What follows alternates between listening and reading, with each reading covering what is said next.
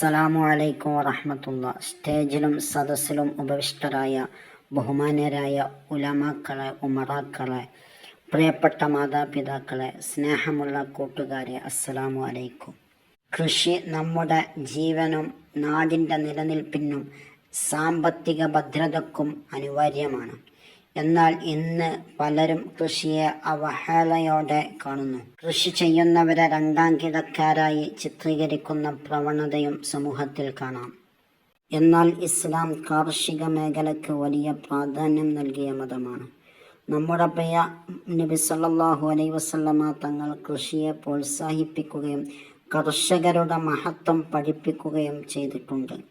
നബി സല്ലല്ലാഹു അലൈഹി വസല്ലമ പറഞ്ഞതായി ഹദീസ് ഗ്രന്ഥങ്ങളിൽ കാണാം: ഒരു മുസ്ലിം ഒരു ചെടി നട്ടാലോ വിത്ത് വിതച്ചാലോ അതിൽ നിന്ന് മനുഷ്യരോ പക്ഷികളോ മറ്റു ജീവികളോ ഭക്ഷിച്ചാൽ അതെല്ലാം അവന് സ്വതക്കയായി രേഖപ്പെടുത്തുന്നതാണ്. അതിനാൽ തന്നെ ഒരു വിത്ത് വിതക്കുന്നത് പോലും അള്ളാഹുവിൻ്റെ അടുക്കൽ മഹത്തായ പ്രതിഫലത്തിന് കാരണമാകുന്നു. നമ്മുടെ വീട്ടുമുറ്റത്തോ പുരയിടത്തോ ലഭ്യമായ സ്ഥലങ്ങളിൽ ചെറിയൊരു കൃഷിയെങ്കിലും ചെയ്യാൻ നാം ശ്രമിക്കണം. അള്ളാഹു നമുക്കെല്ലാവർക്കും നല്ല പ്രവർത്തനങ്ങൾ ചെയ്യാനുള്ള തൗഫീഖ് നൽകട്ടെ. ആമീൻ. ഇത്രയും പറഞ്ഞ് ഞാൻ എൻ്റെ ചെറിയ പ്രസംഗം അവസാനിപ്പിക്കുന്നു. അസ്സലാമു അലൈക്കും വറഹ്മത്തുള്ളാഹി.